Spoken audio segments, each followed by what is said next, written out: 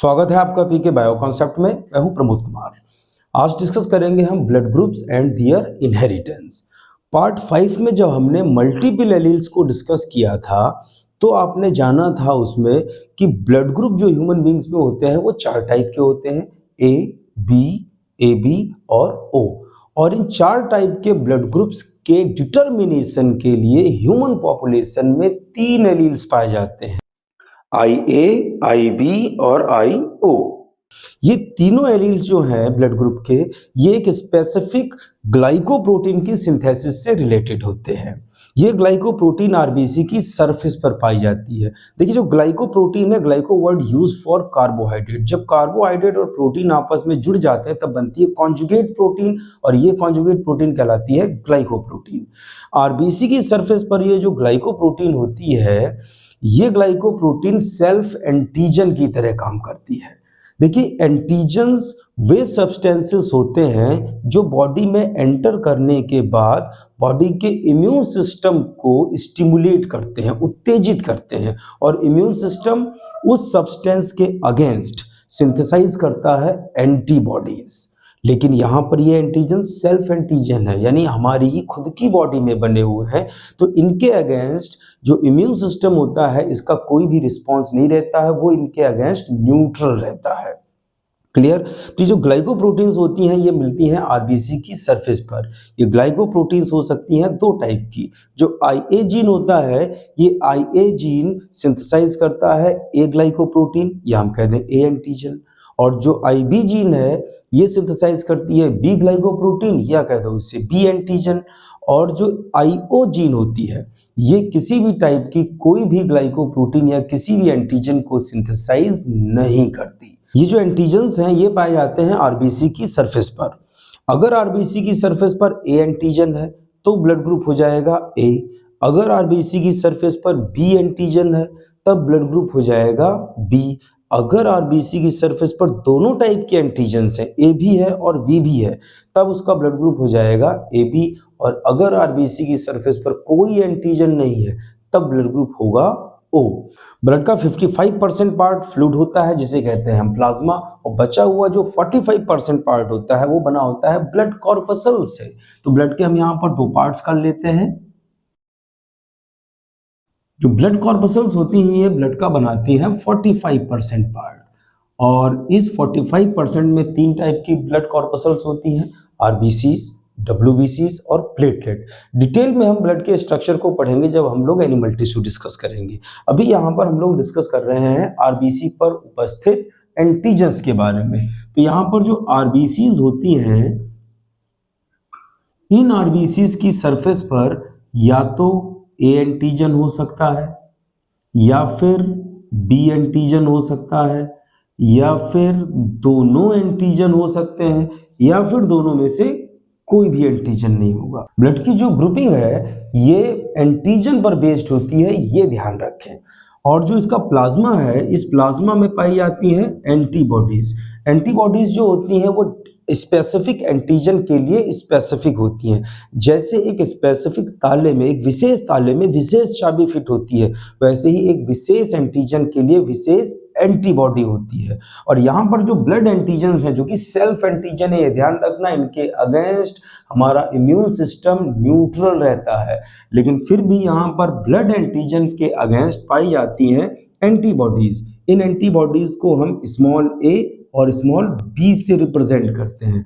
यहाँ स्मॉल ए और small B और इधर कैपिटल ए कैपिटल बी ले रहे हैं इसलिए जिससे कंफ्यूजन ना हो, बस ध्यान आपको रखना है कैपिटल ए कैपिटल बी हम ब्लड एंटीजन्स के लिए यूज करते हैं, और स्मॉल ए स्मॉल बी ये एंटीबॉडीज के लिए यूज करते हैं। तो ए और बी ये होती हैं एंटीबॉडीज जो पाई जाती हैं प्लाज्मा में। ये एंटीबॉडीज एंटीजन को डिटेल में हम लोग इम्यून सिस्टम जब पढ़ेंगे तब डिस्कस करेंगे। तो ये हो गई एंटीबॉडीज। एंटीबॉडीज का जो एक कॉमन स्ट्रक्चर होता है ये वाई शेप्ड होता है, और इसमें 4 पॉलीपेप्टाइड चेन्स होती हैं। एक रफली एक डायग्राम ड्रॉ कर लेते हैं। यहाँ पर ये है एक एंटीबॉडी। एंटीबॉडी में 4 पॉलीपेप्टाइड्स हैं, 1, 2, 3 एंड 4। 2 हैवी हैं और 2 लाइट हैं। इनकी जो आर्म्स का जो सिरा होता है ये कहलाता है एंटीजन बाइंडिंग साइट, जो स्पेसिफिक एंटीजन के लिए स्पेसिफिक होता है। तो ये है एंटीजन बाइंडिंग साइट। जो एंटीजन बाइंडिंग साइट होती है ये स्पेसिफिक एंटीजन के लिए स्पेसिफिक होती है। ए एंटीजन के लिए यहाँ है ए एंटीबॉडी, और ए एंटीबॉडी जो है वो ए एंटीजन से बाइंड कर सकती है। बी एंटीजन के लिए होती है बी एंटीबॉडी, जो बी एंटीजन से बाइंड कर सकती है। तो अब हम चार तरह के जो ब्लड ग्रुप है ए बी और ओ, उनको अलग अलग डिस्कस करते हैं कि किस ब्लड ग्रुप के आरबीसी में कौन सी एंटीजन है और कौन सी एंटीबॉडी। तो हम यहाँ पर चार कॉलम खींच लेते हैं और इसमें एक एक कॉलम में एक एक ब्लड ग्रुप डिस्कस करते हैं। सबसे पहले बात करते हैं यहां पर ब्लड ग्रुप ए की। जो यहां पर आरबीसीज होती है, जिसका ब्लड ग्रुप ए होता है, ये हम एक आरबीसी बना लेते हैं।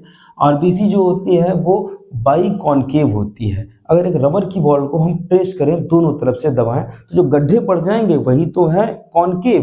तो दोनों साइड पर कॉनकेव है यानी अवतल है, तो इसे कहते हैं उभयावतल या बाई कॉनकेव। तो यहां पर ये एक ड्रॉ कर लेते हैं हम आरबीसी, और इस आरबीसी की सरफेस पर पाए जाते हैं ए एंटीजन। ए एंटीजन को हम यहां पर ट्रायंगुलर प्रोसेसेस से दिखा देते हैं। ये हो जाएंगे ए एंटीजन। अभी आरबीसी है, आरबीसी होगी तो प्लाज्मा में ही। जिसका ब्लड ग्रुप ए होता है उसकी आरबीसी पर ए एंटीजन होता है और उसके प्लाज्मा में बी एंटीबॉडीज पाई जाती है। ये नेचुरल है कि जिसमें ए एंटीजन उसमें एंटीबॉडी बी, तो कोई रिएक्शन होने की कोई संभावना ही नहीं है, क्योंकि अभी अभी बताया कि ए एंटीजन के लिए ए एंटीबॉडी, बी एंटीजन के लिए बी एंटीबॉडी, लेकिन जिसमें ए एंटीजन है उसमें एंटीबॉडी बी होती है। मैं यहां लिख देता हूं बी एंटीबॉडी।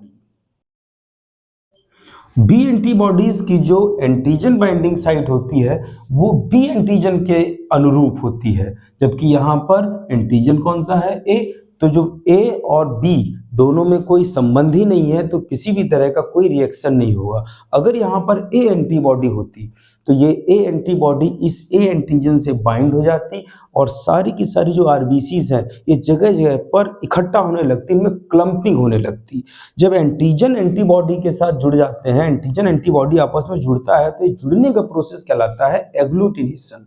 तो एग्लूटिनेशन से ब्लड के क्लॉट्स बन जाते हैं, इंटरनल क्लॉट्स। ब्लड फ्लो होने में प्रॉब्लम होती, जगह जगह पे ब्लड फंसेगा और व्यक्ति की मृत्यु होने की संभावना रहेगी। लेकिन नेचुरली ऐसा होता है, एंटीजन ए तो एंटीबॉडी बी। अब हम अगला ब्लड ग्रुप बी डिस्कस कर लेते हैं। जो बी ब्लड ग्रुप होता है इसकी आरबीसी की सरफेस पर बी एंटीजन पाया जाता है। हम इस बी एंटीजन को ब्लंट प्रोसेस से दिखा लेते हैं। एंटीजन कौन सा, सरफेस पर बी एंटीजन। एंटीजन है बी, लेकिन ब्लड प्लाज्मा में एंटीबॉडी होगी ए। नेचर ने बहुत ही सिस्टमिक ढंग से ब्लड को फॉर्म किया है। जहां एंटीजन बी वहां एंटीबॉडी ए, जहां एंटीजन ए वहां एंटीबॉडी बी। किसी भी तरह का कोई रिएक्शन होगा ही नहीं। तो यहाँ एंटीबॉडी जो होंगी वो ए एंटीबॉडीज। नेक्स्ट है हमारा ब्लड ग्रुप ए बी। तो ए बी देख लेते हैं हम लोग। जिसका ब्लड ग्रुप ए बी होता है उसकी आरबीसीज पर ए एंटीजन तो होता ही होता है, साथ ही साथ बी एंटीजन भी होता है। तो हम इसकी सरफेस पर जो कोनिकल बनाए थे ए और ब्लंट बनाए थे बी, तो दोनों ही तरह के एंटीजन्स को ड्रॉ कर लेते हैं। ये हो जाएगा ए एंटीजन और ये बी एंटीजन। एंटीजन्स दोनों है यहां पर, लेकिन एंटीबॉडी एब्सेंट होती है। देखिए बड़ी कमाल की चीज है कि जब दोनों ही एंटीजन है तो यहां कोई भी एंटीबॉडी नहीं, क्योंकि अगर ए या बी में से कोई एक भी अगर एंटीबॉडी होती तो वो जो ए होती तो ए से बाइंड कर जाती, बी होती तो वो बी से बाइंड कर जाती, लेकिन यहाँ कोई भी एंटीबॉडी नहीं होती। लास्ट ब्लड ग्रुप है वो ब्लड ग्रुप है ओ, और इस ओ ब्लड ग्रुप की आरबीसी की सरफेस पर किसी भी तरह की कोई भी एंटीजन नहीं पाई जाती, लेकिन एंटीबॉडीज दोनों होती है, ए भी होती है और बी भी होती है। तो हमने जान लिया ए ब्लड ग्रुप जिसका होगा उसकी आरबीसी की सरफेस पर ए एंटीजन और प्लाज्मा में B antibody, blood group B वाले व्यक्ति के आरबीसी पर बी एंटीजन और प्लाज्मा में A antibodies, A B blood group वाले के शरीर की आरबीसीज में दोनों एंटीजन्स बट एंटीबॉडी कोई नहीं, और जिसका ब्लड ग्रुप ओ होगा उस ओ ब्लड ग्रुप वाले ब्लड में आरबीसी पर एंटीजन कोई नहीं लेकिन एंटीबॉडीज दोनों ही पाई जाती है। अब जरा ब्लड को ट्रांसफ्यूज करते हैं, इसे बोलते हैं ब्लड ट्रांसफ्यूजन को रुधिर आधान मतलब खून चढ़ाना। अगर हम इस ए वाले जिसका ब्लड ग्रुप ए है इस व्यक्ति को बी का ब्लड चढ़ाते हैं तब देखिए क्या होगा। एक चीज ध्यान रखें इस बात को सुनने से पहले कि एंटीजन्स ही इम्यून सिस्टम को स्टिमुलेट करते हैं, एंटीबॉडीज नहीं।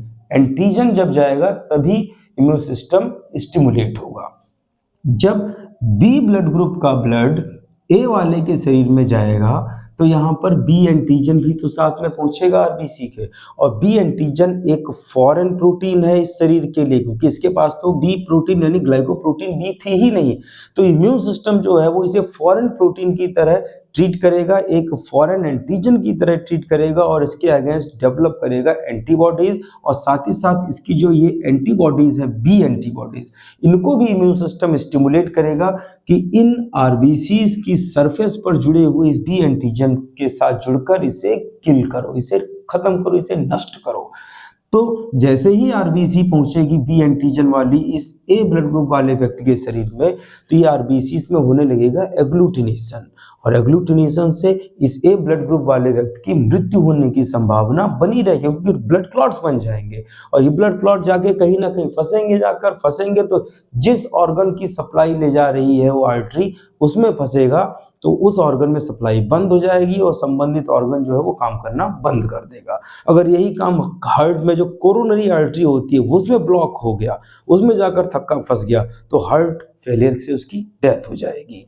दूसरा केस, अगर हम ए बी वाले का ब्लड चढ़ा देते हैं तो यहाँ पर देखिए जब इसका ए एंटीजन पहुंचेगा तो ए तो इसके साथ पहले ही था और ए ही दोबारा पहुंचा तो ए से इसको कोई प्रॉब्लम नहीं होगी क्योंकि ये दोनों सेम प्रोटीन्स हैं।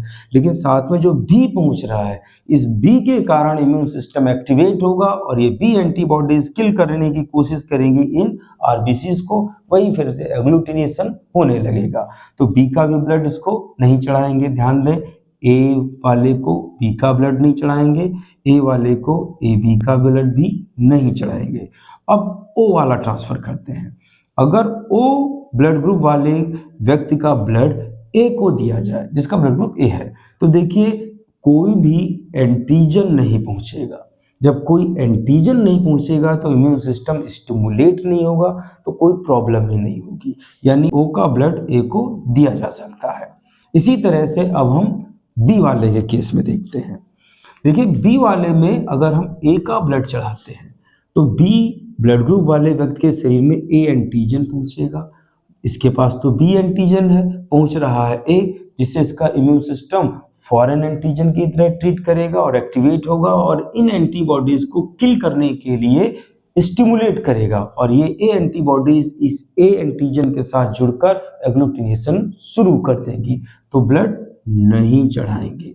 ए बी वाले का चढ़ाते हैं, ए बी वाले का चढ़ाएंगे। फिर वैसा ही केस कि जब बी एंटीजन जा रहा है साथ में तो बी एंटीजन से इसे कोई प्रॉब्लम नहीं होगी, लेकिन जैसे ए एंटीजन भी साथ में जा रहा है इस ए एंटीजन को ये फॉरेन प्रोटीन की तरह ट्रीट करेगा और यहाँ भी एग्लूटिनेशन शुरू हो जाएगा क्योंकि ए एंटीजन के अगेंस्ट इसमें ए एंटीबॉडीज उपस्थित है। तो ए बी का ब्लड भी नहीं चढ़ाएंगे, ओ का ब्लड चढ़ाते हैं। ओ का जब ब्लड जाएगा तो कोई एंटीजन ही नहीं है तो स्टिमुलेशन ही नहीं होगा इम्यून सिस्टम का तो कोई प्रॉब्लम इसको नहीं होगी, यानी ओ का ब्लड चढ़ाया जा सकता है। नेक्स्ट अब ए बी की बात करते हैं। ए बी को भी खून चढ़ाते हैं। ए बी में देखें ए बी को अगर ए का ब्लड चढ़ाते हैं तो यहाँ से ए प्रोटीन पहुंचेगी, ए तो इसके पास पहले ही है तो जो सेल्फ प्रोटीन है वैसी ही प्रोटीन दोबारा आ रही है तो यहाँ पर इम्यून सिस्टम एक्टिवेट नहीं होगा। अगर हम इस बी वाले का ब्लड चढ़ाते हैं तो बी वाले के साथ ये बी एंटीजन एंटर करेगा और इसके पास बी एंटीजन भी पहले से ही है तो सेम एंटीजन है जो सेल्फ एंटीजन है वो भी इसको सेल्फ की तरह ट्रीट करेगा, तो यहाँ भी इम्यून सिस्टम का एक्टिवेशन नहीं होगा और इम्यून सिस्टम न्यूट्रलाइज रहेगा इस बी एंटीजन के अगेंस्ट। तो इसको बी का भी ब्लड चढ़ा सकते हैं, ए का भी चढ़ा सकते हैं, बी का भी। ओ का चढ़ाएं तब तो कोई दिक्कत ही नहीं आनी चाहिए, कोई एंटीजन ही नहीं है जो जाकर इम्यून सिस्टम को स्टिमुलेट करे, तो ओ का भी इससे ब्लड चढ़ा सकते हैं। तो हमने देखा कि यहाँ पर जो ए बी ब्लड ग्रुप है ये ए से भी ब्लड ले सक रहा है, बी से भी और ओ से भी। ये यूनिवर्सल एक्सेप्टर है। क्यों? क्योंकि इसमें कोई भी एंटीबॉडी नहीं है, ये ध्यान रखना है। एंटीबॉडी नहीं है इसलिए ये यूनिवर्सल एक्सेप्टर है। अब बचा ओ। ओ को भी खून देके देख लेते हैं। ओ में अगर हम इस बी ब्लड ग्रुप वाला ब्लड चढ़ाते हैं तो बी एंटीजन आएगा। इसके पास कोई भी एंटीजन नहीं था, तो ये बी एंटीजन को फॉरेन प्रोटीन की तरह ट्रीट करेगा और इस बी एंटीजन को किल करने के लिए इसके पास बी एंटीबॉडीज पहले से ही है। तो बी एंटीबॉडीज एग्लूटिनेशन यानी वही आरबीसी का इकट्ठा होना, उसको गाढ़ा बना देना ब्लड को, वो शुरू कर देंगी। तो बी का ब्लड नहीं दे सकते, ए का ब्लड चढ़ाते हैं। ए का ब्लड जब इस ओ को दिया जाएगा तो ए एंटीजन पहुंचेगा। ए इसके पास कोई एंटीजन ही नहीं है, तो यहाँ पर जो ए एंटीजन है वो इस ओ ब्लड ग्रुप वाले व्यक्ति के इम्यून सिस्टम को एक्टिवेट कर देगा और इसमें उपस्थित ये ए एंटीबॉडीज इस आरबीसी की सरफेस पर प्रेजेंट इस ए एंटीजन को किल करना शुरू करेंगे, यानी क्लंपिंग शुरू कर देंगे, एग्लूटिनेशन। तो ए का भी ब्लड नहीं देंगे। ए बी का देख के देख लेते हैं। ए बी का ट्रांसफर कर देंगे तब तो बहुत बड़ी मुसीबत हो जाएगी, क्योंकि इस पर ए और बी दोनों तरह के एंटीजेंस हैं और इसके पास उनको मारने के लिए ए और बी दोनों तरह की एंटीबॉडीज हैं। बड़ा ही खतरनाक एग्लूटिनेशन होगा और बहुत जल्दी रिएक्शन होगी जिससे इस ओ ब्लड ग्रुप वाले व्यक्ति की मृत्यु हो जाएगी। तो ओ वाले को किसी का भी ब्लड नहीं हम दे पाए, ना तो बी का दे पाए ना ए का दे पाए और ए बी का तो कतई नहीं देंगे, बिल्कुल नहीं देंगे। तो ओ वाला जो है वो देखो दे तो सबको सक रहा था, देखो बी में भी गया ओ वाला, ओ वाले का ब्लड ए बी में भी गया और ओ वाले का ब्लड इस ए में भी गया। तो ये दे तो सबको सकता है ब्लड, लेकिन ले केवल ओ का ही सकता है। O blood group universal donor होता है। क्यों? क्योंकि इसमें कोई एंटीजन नहीं है। ये लाइन ध्यान रखना कि blood group A B universal acceptor because of absence of antibodies. O blood group ये यूनिवर्सल डोनर है क्योंकि इसमें कोई भी एंटीजन नहीं होता। क्लियर? तो ये तो रहे 4 टाइप्स के ब्लड ग्रुप्स। ब्लड ग्रुप ए में एंटीजन ए एंटीबॉडी बी ये दे सकता है ए को और ए बी को और ले सकता है ए से और ओ से। ब्लड ग्रुप बी जिसमें एंटीजन है बी एंटीबॉडी ए है, ये दे सकता है बी को और ए बी को और ले सकता है बी से और ओ से। ब्लड ग्रुप ए बी जिसमें एंटीजन दोनों है बट एंटीबॉडीज नहीं है, ये ब्लड दे सकता है केवल ए बी को और ले सकता है ए से बी से ओ से और ए बी से। ये यूनिवर्सल एक्सेप्टर है क्योंकि इसमें कोई भी एंटीबॉडीज नहीं होती। ब्लड ग्रुप ओ जिसमें एंटीजन कोई नहीं होता लेकिन एंटीबॉडी ए और बी दोनों होती है, ये ब्लड दे सकता है ए को बी को ओ को और ए बी को यानी सबको, लेकिन ले सकता है केवल ओ का। Blood group O universal donor होता है क्योंकि इसमें कोई भी एंटीजन नहीं होता। कई बार कंफ्यूजन आता है कि जो ब्लड ग्रुप ओ है इसमें एंटीबॉडीज दोनों हैं, अगर इसको ए को ब्लड चढ़ा देंगे, ओ का ब्लड ए में चढ़ा देंगे, तो जो इसमें ए एंटीबॉडीज है ये तो रिएक्शन कर जानी चाहिए, लेकिन ध्यान रखें इम्यून सिस्टम का स्टिमुलेशन एंटीजन करता है, एंटीबॉडी नहीं। जब इम्यून सिस्टम एक्टिवेट ही नहीं होगा तो काहे की रिएक्शन, काहे का एग्लूटिनेशन। क्लियर? अब डिस्कस करते हैं हम ब्लड ग्रुप की इनहेरिटेंस को। ब्लड ग्रुप के डिटर्मिनेशन के लिए 3 एलील्स पाए जाते हैं ह्यूमन पॉपुलेशन में, IA, IB और IO। किसी भी कैरेक्टर के लिए 2 एलील्स चाहिए। शुरू से ही हम लोग पढ़ते चले आ रहे हैं, कोई भी कैरेक्टर है वो जीन के एक पेयर से कंट्रोल होता है, तो ब्लड ग्रुप भी एक कैरेक्टर है, यहाँ भी जीन का एक पेयर होगा। पॉपुलेशन में, ह्यूमन की पॉपुलेशन में 3 एलील्स हैं, लेकिन किसी एक इंडिविजुअल में, एक व्यक्ति की बात करें तो उसमें कोई 2 ही एलील होंगे। तो हम 4 तरह के ब्लड ग्रुप लिखते हैं और उनसे संबंधित जीनोटाइप्स को जानते हैं। अब इन 4 तरह के ब्लड ग्रुप्स के जो पॉसिबल जीनोटाइप्स होते हैं, देखिए फिनोटाइप जीनोटाइप शुरू में भी जान चुके हैं। ये जो कैरेक्टर है वो कहलाता है फिनोटाइप, जो दिखता है कि ब्लड ग्रुप ए है, बी है, ए बी है, ओ है। और ये कैरेक्टर जो है वो किसी न किसी जीन पेयर के कारण है, वो जीन पेयर जो होता है वही कहलाता है जीनोटाइप। तो आगे लिख लेते हैं पॉसिबल जीनोटाइप। देखिए ब्लड ग्रुप ए के लिए जीन आई ए और आई ए साथ साथ हो सकते हैं, यानी होमोजाइगस। जब जीन पेयर के दोनों जीन सेम हो तो होमोजाइगस। या फिर ये भी पॉसिबल है कि आई ए और आई ओ साथ साथ हो, आई ए आई ओ साथ साथ हो तब भी एक ग्लाइकोप्रोटीन बनेगी, क्योंकि आई ए डोमिनेंट है, प्रभावी है इस आई ओ पर, या हम कह सकते हैं आई ओ जो है वो अप्रभावी है, रिसेसिव है। तो यहाँ पर 2 पॉसिबल जीनोटाइप हो सकते हैं, होमोजाइगस और हेट्रोजाइगस। उसी तरह से ब्लड ग्रुप बी के लिए आई बी और आई बी साथ साथ हो सकते हैं, या फिर ये भी पॉसिबल है कि आई बी के साथ आई ओ जीन हो। यहां भी वही बात है कि आई बी जो है वो डोमिनेंट है आई ओ पर, या आई ओ रिसेसिव है। ए बी का केस, ए बी में आई ए और आई बी जब ये दोनों साथ साथ होंगे, ये जो आई ए आई बी है इन दोनों के बीच में कोडोमिनेंस होती है, क्योंकि आई ए और आई बी जब साथ साथ होंगे तो दोनों तरह के एक्सप्रेशंस आएंगे, यानी दोनों तरह की ग्लाइकोप्रोटीन्स या एंटीजन्स सिंथेसाइज होंगे। ए एंटीजन भी बनेगा और बी एंटीजन भी बनेगा। जब दोनों एलील्स अपना साथ साथ एक्सप्रेशन देते हैं तब इस फिनोमेना को कहा जाता है कोडोमिनेंस। तो ध्यान रखें, ए बी के केस में आई ए और आई बी जीन्स जो होती है इनमें पाया जाता है कोडोमिनेंस, यानी सह प्रभाविता। ओ का केस देखें, ओ में केवल जब आई ओ जीन साथ साथ होंगे तभी एक्सप्रेशन आएगा ब्लड ग्रुप ओ का, यानी कोई भी एंटीजन नहीं सिंथेसाइज होगी, क्योंकि ए अगर साथ में आ गया तो ये तो डोमिनेंट है, ए एंटीजन बन जाएगा, बी साथ में आ गया आई बी तो बी एंटीजन डेवलप हो जाएगा। तो यहाँ पर ओ ब्लड ग्रुप जो होता है वो हमेशा होमोजाइगस होता है। ए बी ब्लड ग्रुप के केस में ये हमेशा हेट्रोजाइगस होता है, क्योंकि आई ए आई बी दोनों हैं। और ए और बी ब्लड ग्रुप के केस में ये होमोजाइगस भी हो सकता है और हेट्रोजाइगस भी हो सकता है। तो यहाँ पर ब्लड ग्रुप ए और बी के लिए 2 जीनोटाइप पॉसिबल है और ए बी और ओ के लिए केवल 1 जीनोटाइप पॉसिबल है। थोड़ा कंफ्यूजन होता है जब कोई इनहेरिटेंस से रिलेटेड क्वेश्चन आता है, जैसे अगर क्वेश्चन आ गया कि फादर का ब्लड ग्रुप ए है और मदर का ब्लड ग्रुप बी है, तो ऐसे केस में थोड़ा कंफ्यूजन ये आता है कि ब्लड ग्रुप ए के लिए कौन सा जीनोटाइप लें, आई ए लें कि आई ए आई ओ लें, क्योंकि यहाँ पर तो दोनों ही पॉसिबल हैं।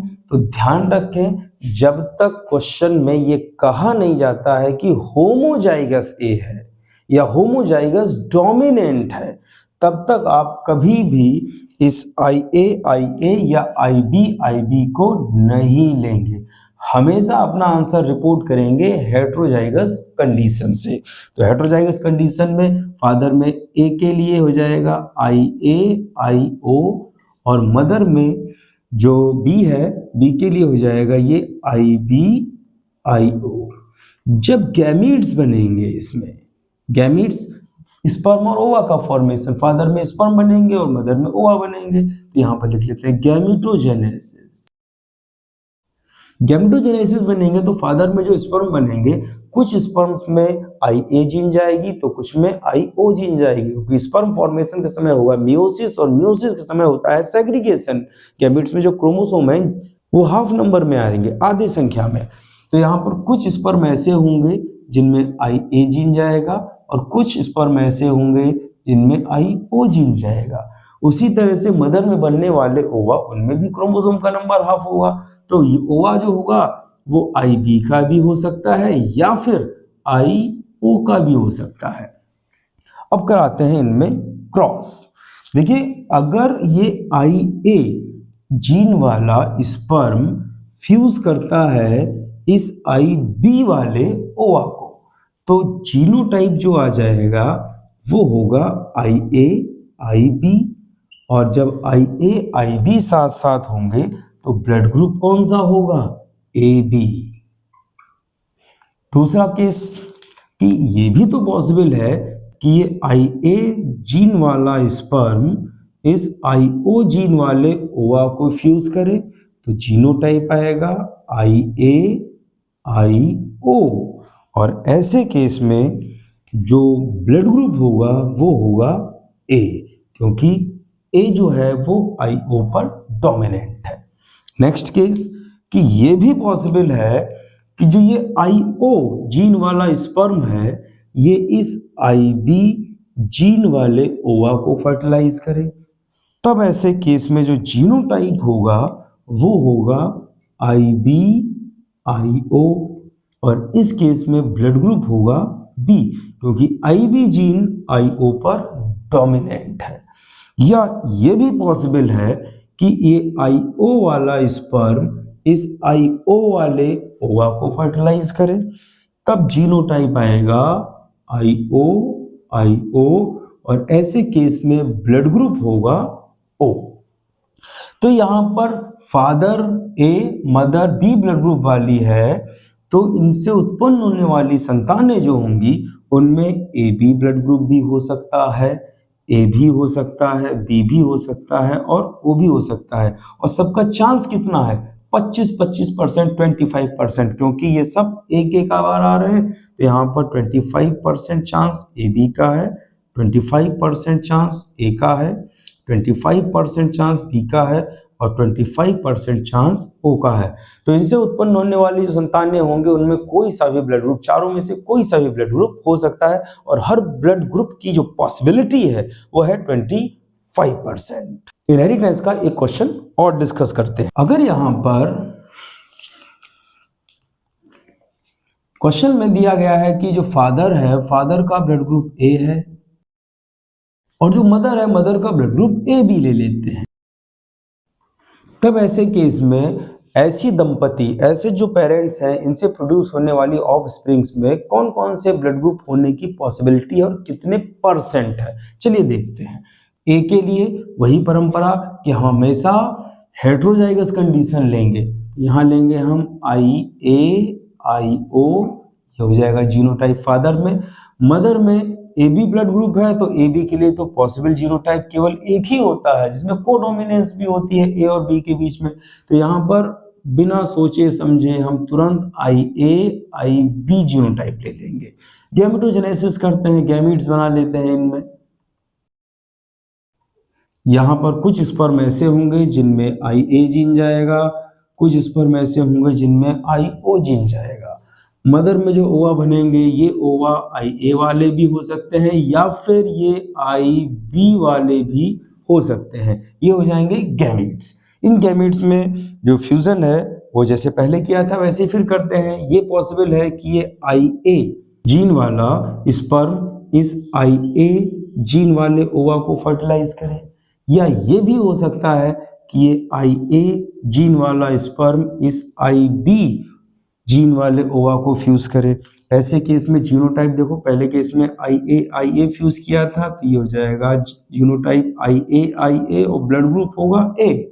दूसरा केस IA फ्यूज किया है IB के साथ, यानी IA वाला स्पर्म फ्यूज किया है IB वाले ओवा को, तो ये यहाँ पर जीनोटाइप होगा IA IB और ब्लड ग्रुप होगा यहाँ पर AB। अगला केस है यहाँ पर कि जो IO जीन वाला जो स्पर्म है वो इस IA जीन वाले ओवम को फर्टिलाइज करे, या फिर ये भी पॉसिबल है कि IO जीन वाला स्पर्म इस IB जीन वाले ओवा को फर्टिलाइज करे। सारी पॉसिबिलिटीज हो गई। यहाँ पर जब IO IA साथ आएंगे तो genotype IA IO blood group होगा A, और अगर ये IO वाला IB को फ्यूज कर रहा है तो ब्लड जो जीनोटाइप होगा वो आएगा IB IO और ब्लड ग्रुप होगा B। तो यहाँ पर अगर किसी एक पेरेंट का ब्लड ग्रुप, कोई एक पेरेंट, फादर मदर में कुछ भी कर ले, AB है, तो ऐसे पेरेंट्स की किसी भी संतान में ओ ब्लड ग्रुप नहीं होगा, क्योंकि ए और बी एक तो गैमीट में से गैमीट के साथ जाना ही जाना है, चाहे ए जाए चाहे बी जाए, दोनों में कोई भी चला जाए तो वही डोमिनेंट है, तो वही एक्सप्रेस होगा, ओ वाला एक्सप्रेस नहीं होगा। कई बार तो मन करता है कि ये आई ओ के बजाय मैं इसे आई नॉट बोलूं, आई जीरो बोलूं। जीरो इसलिए क्योंकि ये किसी भी टाइप का कोई भी एंटीजन सिंथेसाइज नहीं करता। तो यहाँ पर ए बी, ए और बी आए, तो ए का चांस कितना है? ए का चांस हो जाएगा 50%, क्योंकि 4 में से 2 बार आ रहा है, तो 25% ये, बचा हुआ 25% ये, तो हो जाएगा 50%। तो ऐसे पेरेंट्स से उत्पन्न होने वाली जो ऑफ स्प्रिंग्स होंगी, उनका ब्लड ग्रुप ए होने की पॉसिबिलिटी 50%, ए बी होने की पॉसिबिलिटी 25% और बी होने की पॉसिबिलिटी भी 25% और ओ ब्लड ग्रुप होने की पॉसिबिलिटी 0%। क्लियर? तो इस तरह से आपको कोई भी क्वेश्चन दे, फादर मदर का कोई भी ब्लड ग्रुप दे दे, देगा तो इन्हीं 4 में से ही। बस आपको ये ध्यान रखना है कि अगर ए और बी में से कोई दिया जा रहा है तो आपको केवल हेटेरोजाइगस लेकर ही आंसर अपना रिपोर्ट करना है। तब तक आप होमोजाइगस नहीं लेंगे जब तक आपसे क्वेश्चन में मेंशन ना कर दिया जाए, उसमें कह ना दिया जाए कि ये होमोजाइगस ए है या होमोजाइगस बी। और ए और बी के बारे में ज्यादा सोचना ही नहीं है, क्योंकि इन दोनों का एक ही एक जीनोटाइप पॉसिबल है। ए बी के लिए आई ए आई बी और ओ के लिए आई ओ आई ओ। तो ये तो रहे आज ब्लड ग्रुप और उनकी इनहेरिटेंस को। ब्लड से रिलेटेड एक और टर्म आता है RH फैक्टर। कहते नहीं ब्लड अब बी पॉजिटिव है या बी निगेटिव है, ये क्या होता है पॉजिटिव और निगेटिव, ये क्या होता है RH पॉजिटिव और RH निगेटिव, इसको डिस्कस करेंगे हम नेक्स्ट पार्ट में। तो बने रहिए हमारे साथ, मिलते हैं नेक्स्ट पार्ट में RH फैक्टर के साथ।